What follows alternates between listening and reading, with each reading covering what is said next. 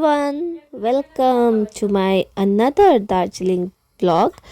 So এখন আমরা Pashupati market থেকে বেরিয়ে পড়েছি আর এখন আমরা যাচ্ছি নেপাল বর্ডার। তো তোমরা জাস্ট ভিউটা এনজয় করো, এত সুন্দর ভিউ। আমি তো শুধু এখানকার ওয়েদার আর এখানকার ভিউটা এত এনজয় করেছি কি আর বলবো তোমাদের। তোমরা না গেলে বুঝতে পারবে না, তার জন্য তোমাদের দার্জিলিং যেতে হবে গাইস। তাড়াতাড়ি যাও, ঘুরে আসো। একদম খুব একটা বাজেটের ছিল না, একদম রিজনেবল বাজেটের একটা পাহাড়, যেটা আমাদের নিয়ারেস্ট জায়গা।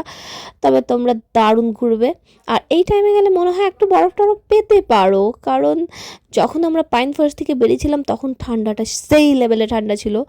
আর যদি তোমাদের লাক ভালো থাকে তাহলে তোমরা পাইন ফরেস্টে বরফ পাবে গাইস, এত সুন্দর ভিউ। আর এই যে আমরা জাস্ট এবার পৌঁছাবো এখান থেকে নেপাল বর্ডার, যেখান থেকে অনলি 0 কিলোমিটার নেপাল। আর ওইখান থেকে যে ড্রাইভার দাদাটা আমাদের নিয়ে যাচ্ছিল সেই দাদা বলল যদি তোমাদের লাক ভালো থাকে তাহলে তোমরা ওইখান থেকেই কাঞ্চনজঙ্ঘা আর টাইগার হিল দুটোই দেখতে পারবে।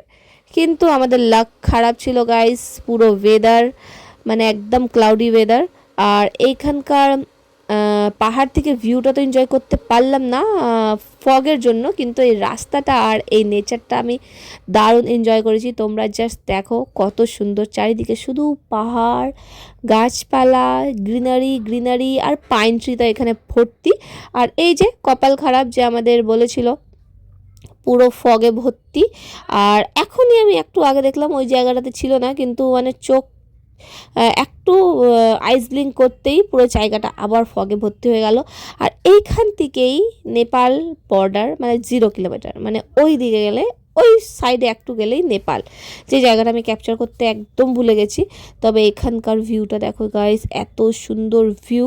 আর এখানে সেই ঠান্ডা ছিল, সেই ঠান্ডা। আমরা তবে এখানকার ঠান্ডা না খুবই মিষ্টি, তোমার শরীর খারাপ হবে না। আর এখান থেকে নেপাল ছিল অনলি 0 কিলোমিটার, ভাবতে পারো।